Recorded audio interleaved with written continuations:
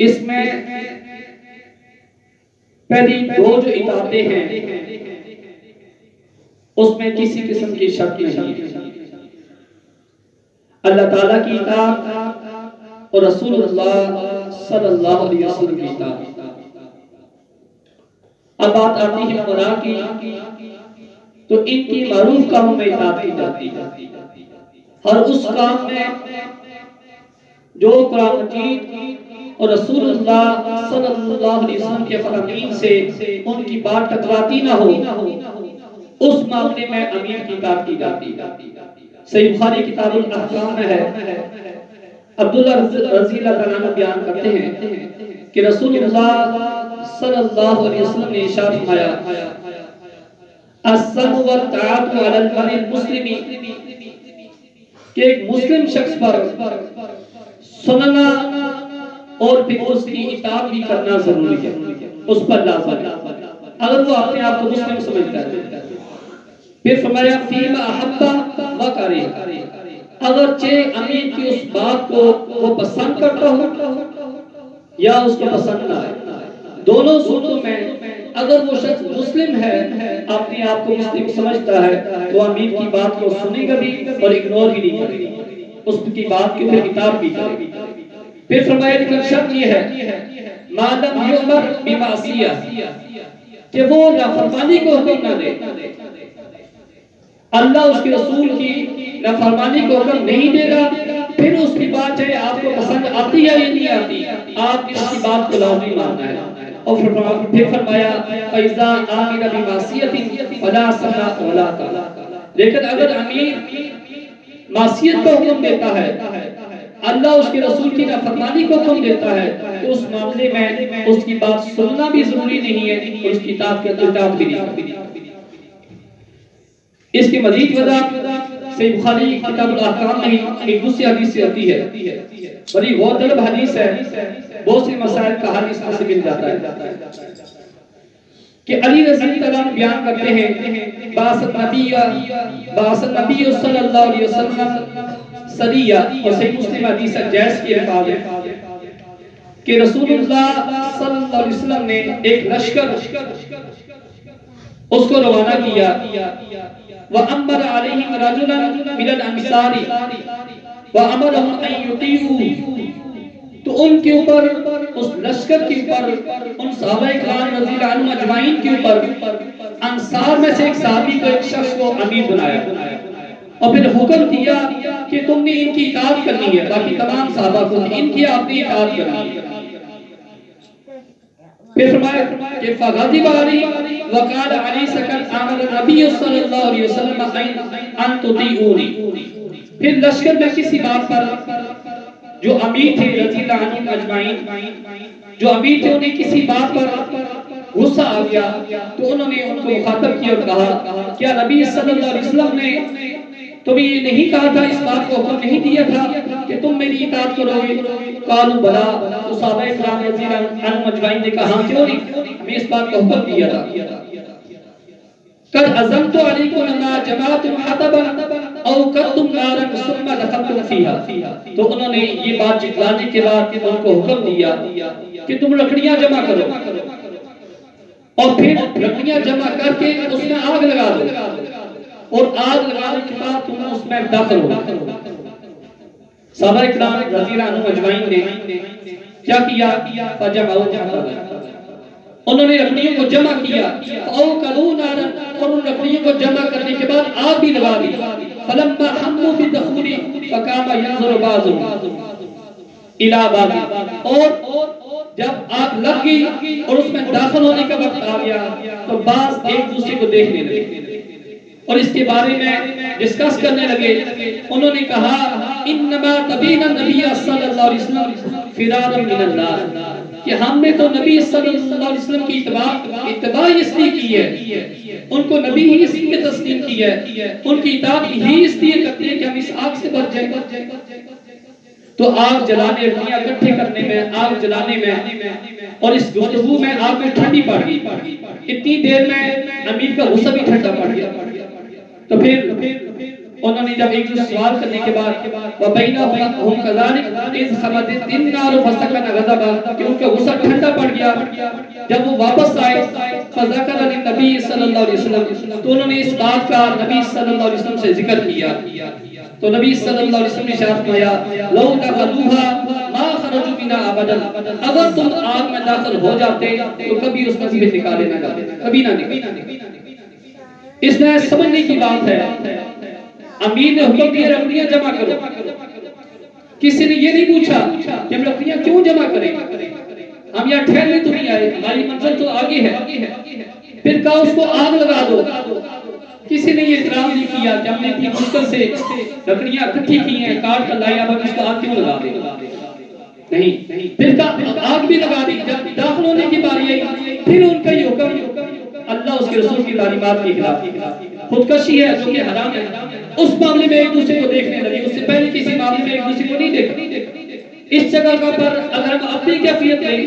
ہمیں کوئی حکم دے کہ جو 5 لیٹر تیل لے کر اب اس کو آگ لگا دو, تو ہم کہیں کیا ہوا جی آپ کا دماغ خراب تو نہیں ہوگا, آپس میں ڈسکس کریں گے, یعنی اس بات کو مذاق بنا لیں گے. لیکن ان کی تربیت رسول اللہ صلی اللہ علیہ وسلم نے خود کی, اور وہی لوگ ہمارے لیے نمونہ ہیں. قرآن مجید کے شروع میں ہی اللہ تبارک و تعالیٰ ارشاد فرماتا ہے آمنوا کما آمن الناس کہ ان لوگوں کی طرح ایمان لے کے آؤ جس طرح یہ لوگ ایمان, یعنی صحابہ کرام رضی اللہ عنہم اجمعین ایمان لے کے آئے. یعنی جب تک امیر کا حکم قرآن مجید یا رسول اللہ صلی اللہ علیہ وسلم کی تعلیمات سے ٹکراتا نہیں ہے, وہ تمام معاملات معروف معاملات, وہ تمام انتظامی معاملات معروف معاملات ہیں. ان کے اندر ہمیں اعتراض کرنے کی یا نظر انداز کرنے کی ہمیں اجازت نہیں ہے اگر ہم مسلم ہیں. اسی طرح صحیح بخاری میں حدیث ہے, انس بن مالک رضی اللہ تعالیٰ عنہ بیان کرتے ہیں کہ رسول اللہ صلی اللہ علیہ وسلم نے ارشاد فرمایا اسمعوا واطیعوا کہ تم سنو اور پھر اطاعت کرو. وَنِسْتُعْمِلَ عَلَيْكُمْ عَبْدٌ حَبَشِيٌّ كَأَنَّ رَأْسَهُ زَبِيبٌ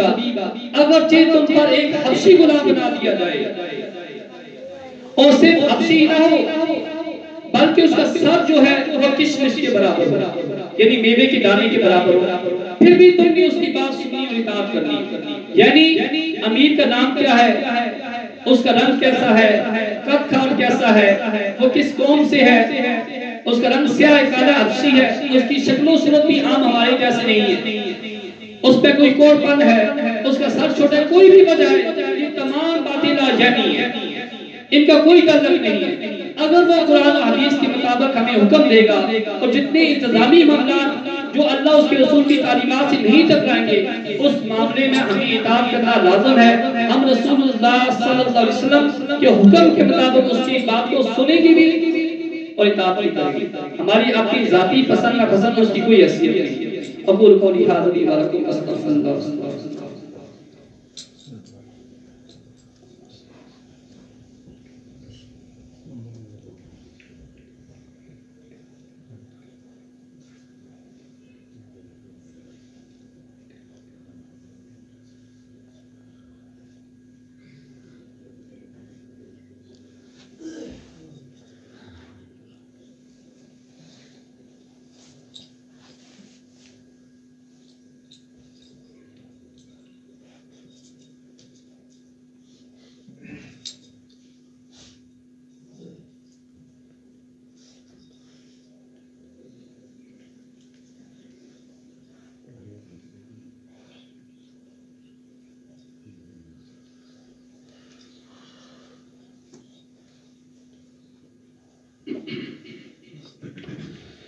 الحمد لله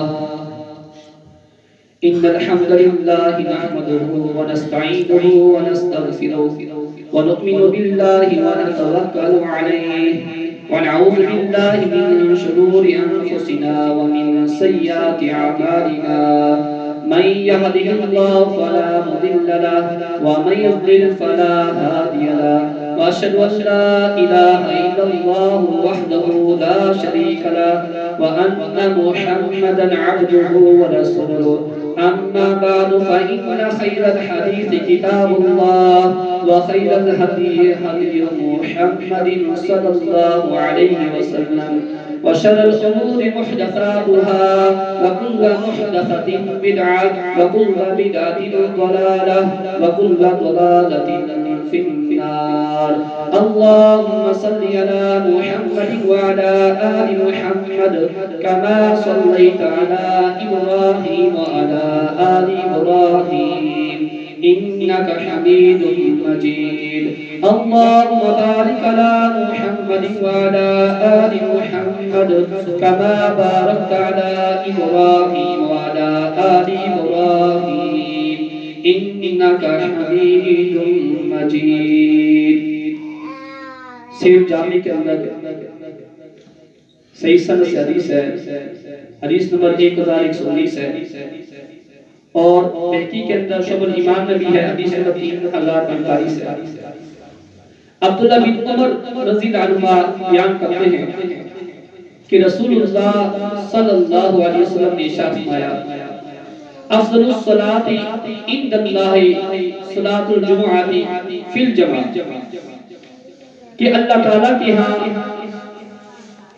سب سے افضل نماز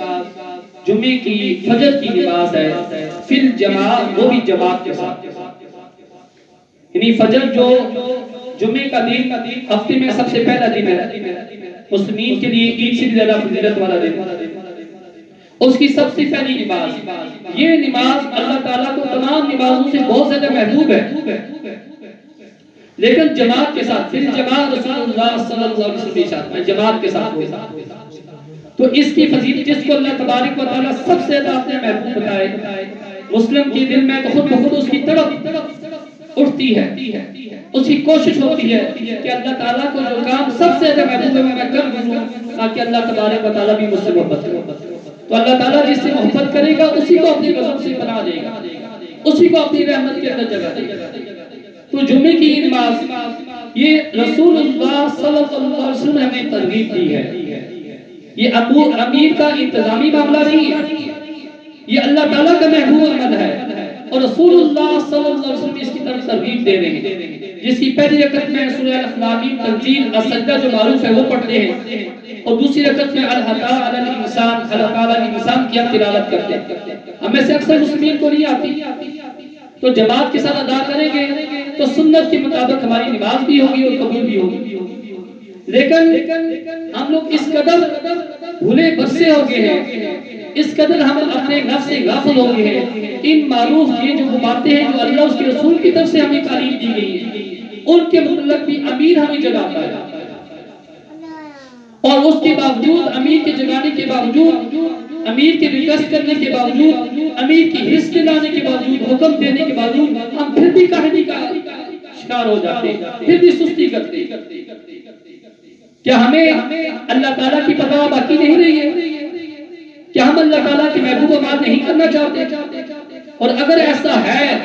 ہمارے دلوں میں سے، ہمارے سینوں میں سے وہ طلب ختم ہو گئی ہے، پھر اگر ہم اچھی امیدیں لگائیں آخرت سے تو وہ ہماری محض امیدیں ہیں جو کہ یہود و نصارہ بھی لگائے بیٹھے ہیں. وہ بھی کہتے ہیں کہ صرف یہودی جنت میں جائیں گے، صرف نصارہ ہی جنت میں جائیں گے. پھر ہماری بھی وہ خام خیالی بالکل اسی قوم کی مشابہت ہوگی. لیکن اس کے باوجود امیر کے متنبع کرنے کے باوجود اکثر دیکھتے ہیں لوگ اپنے گھروں میں نماز پڑھتے ہیں. جب گھروں میں نماز پڑھتے ہیں مضمون تلاوت بھی نہیں آتی تو نماز جو ہے وہ خلاف سنت ادا کرتے ہیں. ہمارے نبی نے کبھی بھی جمعے کے دن فجر کی نماز میں سورہ سجدہ اور سورہ حضرت تعالی انسان کے علاوہ کوئی سورت نہیں پڑھی. تو اللہ کے رسول صلی اللہ علیہ وسلم ارشاد فرمایا صلو کما رأیتمونی اصلی، تم اس طریقے سے نماز پڑھو جس طرح مجھے نماز پڑھتے دیکھتے. چاہے اپنی سنتیں ادا کرنی ہے، نفل ادا کرنے ہیں، اپنی فرض نماز ادا کرنی ہے، اسی طریقے کے مطابق آپ ادا کریں گے جس طرح ہمارے نبی صلی اللہ علیہ وسلم ادا کرتے. تو اس کے لیے ایک تو اجر ہے، جماعت کے ساتھ نماز ادا کریں گے 27 نمازوں کا، اور دوسرا رسول اللہ صلی اللہ علیہ وسلم کی یہ نماز اللہ تعالیٰ کی نزدیک کی نماز جماعت کا انتہائی افضل ہے. تو ہمیں اس کے لیے کوشش کرنی چاہیے، نکلنا چاہیے، چاہے اسلاٹ میں پہنچیں اور مساجد میں پہنچیں اور جماعت کے ساتھ اس کو ادا کریں. جامع ترمذی کے اندر حدیث ہے، ابو ہریرہ رضی اللہ عنہ بیان کرتے ہیں کہ رسول اللہ صلی اللہ علیہ وسلم نے ارشاد فرمایا، سند بھی صحیح ہے، کہ من سلک طریقا یلتمس فیہ علما سہل اللہ لہ طریقا الی الجنہ، کہ جو شخص علم حاصل کرنے کے لیے، دین کا علم حاصل کرنے کے لیے نکلتا ہے، ایک راستے پر چلتا ہے، تو اللہ تبارک و تعالیٰ اس کے لیے جنت کا راستہ آسان بنا دیتا ہے۔ ہم سب جنت کے متلاشی ہیں۔ ہمارے والد کو، ہماری والدہ کو جنت سے نکالا گیا تھا، اسی جنت میں واپس لوٹنے کے لیے ہم تک رو کر رہے ہیں۔ تو علم، دین کا علم سیکھنے کے لیے جب ہم راستے میں نکلیں گے تو پھر اللہ تبارک و تعالیٰ ہماری جنت کا راستہ آسان کر دے گا۔ اسی طرح فرمایا وَمَا قَعَدَ قَوْمًا فِي الْمَسْجِدِ يَتْلُونَ كِتَابَ اللَّهِ وَيَتَدَارَسُونَهُ بَيْنَهُمْ إِذَا نَزَلَتْ عَلَيْهِمُ السَّكِینَةُ کہ کوئی بھی قوم فی المسجد کسی مسجد کی طرف نکلتی ہے اور اس میں اللہ تعالیٰ کی آیات بیان کی جاتی ہے، وَيَتَدَارَسُونَهُ اور اس کی ایک دوسرے کو سمجھانے کی کوشش کرتے ہیں، تو ان پر اللہ تبارک و تعالیٰ کی طرف سے سکینت نازل ہوتی ہے۔ اور پھر مزید فرمایا وَغَشِيَتْهُمْ رحمہ، اللہ تعالیٰ کی رحمت ان کو ڈھانپ لیتی ہے، وَحَفَّتْهُمْ مَلَائِکَہ اور ملائکہ جو ہیں ان کو گھیر لیتے ہیں۔ اور دوسری حدیث میں حسن صحیح سے کہ فرشتے ان کو گھیر لیتے ہیں یہاں تک کہ پر پھیلا لیتے ہیں اور وہ زمین سے آسمان تک فرشتے ان کے اوپر آ جاتے ہیں۔ اور پھر فرمایا کہ وَمَنْ أَبْتَى بِهِ عَمَلُهُ لَمْ يُسْرِ بِهِ نَسَبُهُ، لیکن جو اس کے باوجود اتنی ترغیب دلانے کے باوجود علم کی مجالس کی طرف نہیں نکلتے،